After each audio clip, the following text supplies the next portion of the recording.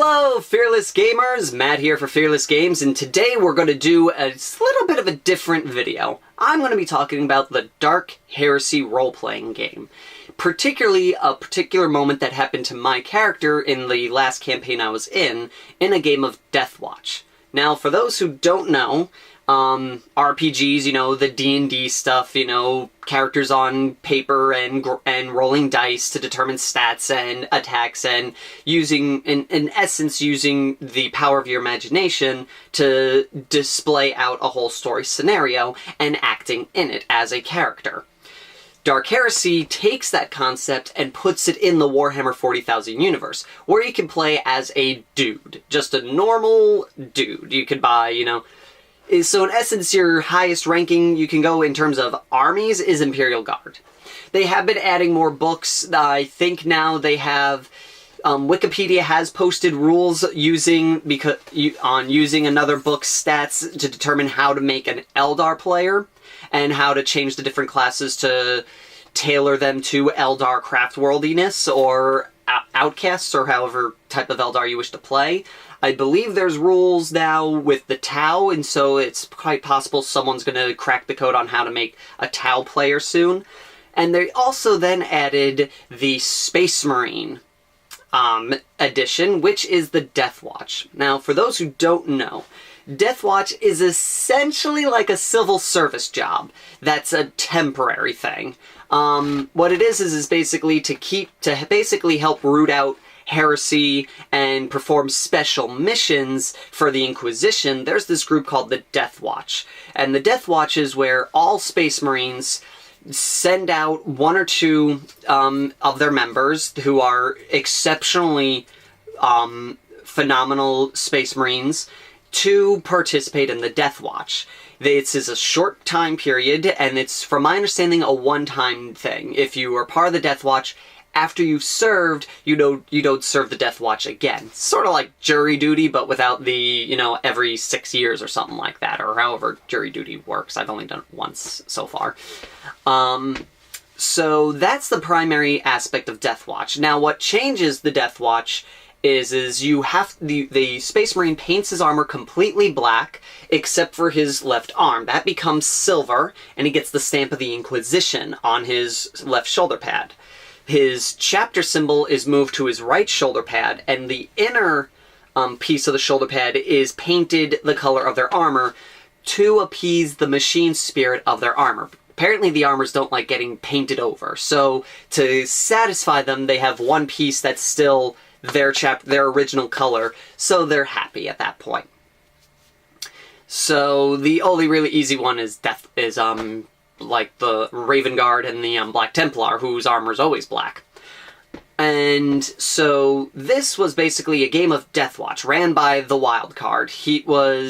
And so we had a bunch of characters together. There was the clown who was playing, Matt, who was playing a tactical Black Templar who was based off a chaplain that he has in his Black Templar army. This was essentially his story before he ascended to become a chaplain. We then had the Stark Lord, who was playing an Apothecary Raven Guard. We then had Matt the Clown's girlfriend, who was a, I want to say Imperial Fist Tech Marine. I'm not sure if it was Imperial Fist or Crimson Fist or what. I just know that it was the chapter that had ties to, that was the main chapter for the Black Templar. So her chapter and the Black Templar chapters are basically battle brothers, and share the same gene seed and Primarch. So I think it was Imperial Fist. I could be completely wrong on that one. Then we had one of our friends who was a Blood Angel Devastator. Then there was her fiancé, who was a Black Templar Tech Priest, Tech Marine, not Tech Priest, boy. Then my girlfriend, who was a Assault Marine Black Templar, and then me, who was a Dark Angel Librarian. So, yeah, I was kind of feeling like a fish out of water because I was surrounded by all these Black Templars who hate Psychers. The only person that really was on my side was the Blood Angel, because, you know, the Blood Angel, it uses Psychic Dreadnoughts, which is awesome. Which, before the beginning of the game, I found out that there was a way to do a Librarian Dreadnought, and I asked the wild card, if it were plausible, could I become a Librarian Dreadnought? And he decided, you know, yeah, he doesn't see what, you know, the Blood Angels did it, he can't see that the other chapters haven't been able to do it. So he looked at the rules and altered some of the requirements to make them more Dark Angel-y over the Blood Angel one. And so this is the model that I made for the campaign. We all had our own Space Marine models, which is another thing I kind of liked about this, because it got me to create a new Space Marine model. This one was using the Emperor's Champion model. I was using him for a color scheme piece, and I was going to be using him as a librarian because I liked how the metal pieces looked and his armor, and it kind of gave me this, like, you know, this is something really awesome. And so I green stuffed a bunch of robes on him. This was probably the first attempt I've done in green stuffing robes for in the last 8 years or so. And I was very happy with how it came out. And this is when I started to try and play around with lighting and highlights on this model. So this is kind of where I started deciding to try and really put 110% into a model painting. And so the character was part of the Deathwatch because he accidentally discovered the Fallen. He did this when he was on a Space Hulk with a bunch of Dark Angels, taking care of a bunch of traitor units that were using the Space Hulk to sneak past the defenses on a space station, and they were going to invade it. So my character went ill and got separated from the group. And at that point, he discovered the leader of these heretics, and that's when the leader basically Expedition dropped everything about the Fallen and how they went to Chaos and all this other stuff. And my character then subdued him and said, that he's going to pay for his crimes against the Emperor and all this stuff. And the Dark Angels came and were like, oh, well, let's tell you what's going on, and, made sure that I wasn't, that this tainted me or anything like that. And at that point, Grandmaster, the Interrogator Chaplain Osmodai came to me and said, you're going to be participating in the Deathwatch. And that's what I brought into the other Space Marines. The general plot of the game was, there was this Space Hulk that came out of the warp, and when we went to look inside of it, we found a lot of weird, crazy, Tyranid-like creatures, as well as the orcs. And at that point, we were noticing that there was an Inquisitor on that Space Hulk at one point when the ship first went to the warp, and then it came back out. It wasn't a Space Hulk, it was just a battle barge that went into the warp, did come back, and came back out. Sort of like an Event Horizon-like scenario. And so, at the same time, these Tyranids were going crazy on this other planet that we were sent to investigate that, as well as secure an Imperator class and an Imperator class Warlord Titan. And the forces of Chaos, I believe the Iron Warriors, were also on the planet trying to get to the Titan as well. That's when we discovered that Inquisitor Thran was doing a lot of crazy experiments, and we came to the conclusion that he was most likely working with the Chaos Space Marines to some strange goal. And as the game proceeded, we then discovered that Inquisitor Thran has been attempting to make the Tyranids be under control by making this brain box thing, and props for those who catch that, who know what I'm talking about. And using this, he wanted to use the Tyranids to help control the Imperium, to destroy the Imperium's enemies. And this was frowned down upon, and Thran was just like, what? This is crazy, you're stupid, and joined Chaos too, because Chaos was willing to help fund his research. So him and the Iron Warriors were working, and we basically run into this Space Hulk that he is working on. And we go through the Space Hulk and discover that there's like demon pits in here summoning up demons. There's greater demons of Zenich and Nurgle and Khorne and Slaanesh running around, and it was essentially a giant fort that he was planning to move in, take over the sector that we were in, and then proceed to use the Tyranids to attack whoever he considered was his enemy at that point. So we run through the Space Hulk, and thankfully we had a army of Grey Knights that were keeping the Chaos Demons at bay for us. So we were able to avoid that whole mess, because greater demons, not fun, especially in Dark Heresy. And so we then managed to find Inquisitor Thran. We then engaged him, me and the clown's characters chased down Inquisitor Thran, and the clown gunned him down, while the rest of the party took care of the Tyranids that were brainboxed and attacking them under his orders. So then, at that point, me and the clown looked at this box, and there was a heat signature coming from that box. We pop it open, and we see this funky-looking device, which I immediately recognize as a void grenade. And I was like, oh crap, everybody retreat, get away, this thing's a void grenade, it's set to blow. At that point, my character remembers that there was a demon pit that was on the Space Hulk, and I had the highest priority, like, because of my tone to the warp, I was able to pick up the grenade without it really affecting me right now, because like when the clown's character went to pick it up, it started to burn his armor. So I grabbed it and bolted down the hallway, and I called up the Inquisitor and the Grey Knights, telling them to tactically withdraw from the area because of the void grenade, and that I was in the process of removing the grenade itself. And the clown chased after me to make sure no one got in my way. So he was sitting there popping off dudes that were running interference. And I got to the demon pit, and I chuck the grenade into it. And at that point, the grenade detonates. The clown's character, the Master Ambrose, braces himself, and he's able to hold off against the pull of the warp and the black hole that was just created by this explosion. Me being right in front of it, I accidentally failed, and I had to burn a faith point in order to survive, and I ended up getting catapulted out of the area.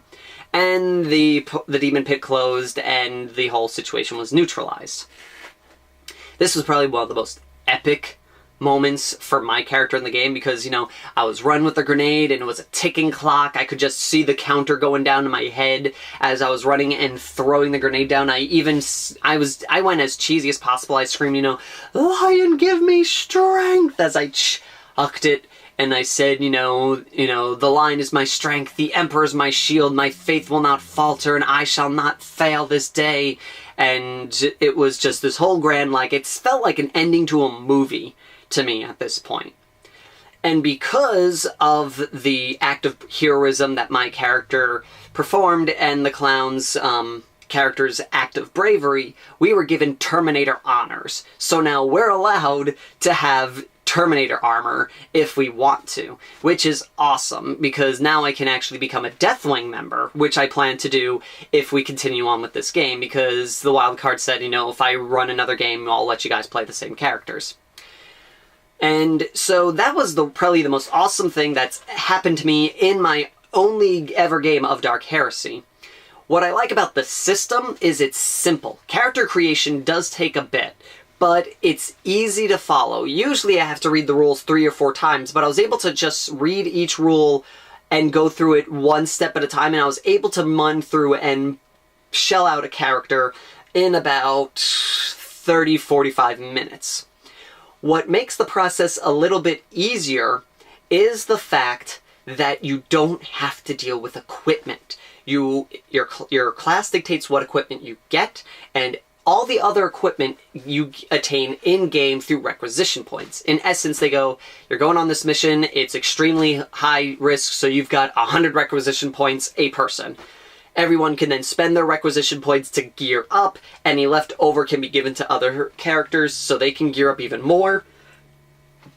excuse me, like my character, because he had a force weapon, pretty much had everything that he needed, so he would usually just buy a couple of rounds or a plasma rifle or a plasma gun, and then give everyone else his points so they could beef themselves up a little more, because I was a close combat character, and I really didn't need much of anything, because a force weapon is nasty in this game. And plus I had all my psychic powers, which is a lot of fun to do. Probably the biggest blunder that I did in the game was I accidentally summoned a Demon Prince when trying to stop a weird boy from casting, like, his equivalent to Smite. I really wanted him to stop, so I supercharged the power as much as I can, and I let it go off, but I accidentally summoned a Demon Prince who almost killed all of us, because Demon Princes are nasty.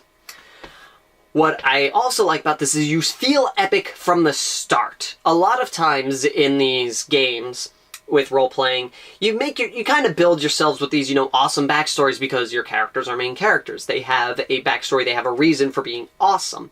And a lot of times you'll find yourself falling short unless the dice really love you. But in this game, it's easy to perform acts of awesomeness because of the way the rules work and how Space Marines operate in the game. Because technically, a level 1 Space Marine is equivalent to a level 10 Dark Heresy character. So they could just go through practically anything. We went through like 150 dudes and didn't take a single point of damage. That's how epic Space Marines can be. But on the flip side, when we do fight another Space Marine or something that's supposed to kill Space Marines, it becomes that much more intense and that much more dangerous and that much more challenging. And you feel the epicness that's been written in all the stories in the books about the Space Marines. So if you're a fan of role-playing games, give Dark Heresy a try, because I think you'll enjoy it a lot. It uses the percentile system, which means you have a stat at, like, say, 50. That means you have to roll 2d6, 2d10, or a d100 if you have one and crazy like me. And you roll it, and you have to roll under that stat. And if you roll under, you pass. The different degrees, every count of 10 below the target score that you passed by, the greater the success is. And stuff like that. So if you're not a really big fan of role-playing, but you always wanted to give it a try, I recommend Dark Heresy. It's a simple system. The percentile system, I find, is the easiest one to catch on to and understand. And it's so easy to learn how to build a character that I think you'll enjoy the game a lot more if you've never played a role-playing game before, but you've played, like, Warhammer or something. It's a great step into another aspect of tabletop gaming. And that's really all I can say. If you want to check out the closer detailed picture of the Librarian, or if you want to see the model I made for my girlfriend for the game, check out our Facebook. I'm going to post the pictures on there. And if you have any awesome epic stories about characters you've played in Dark Heresy, post a comment and let us know about it, or a video response, because we're always interested in hearing about new different characters and stuff that happens to other players in the community. So, and also again, if you haven't followed us on Twitter yet, do check us out there. That way you can find out when episodes of Touching Base are filmed, when battle reports are happening, and get basically a head start of what's going to be coming up later in the week, if some big event that's happening. So, that is all for right now, and until next time, Fearless Gamers, take care!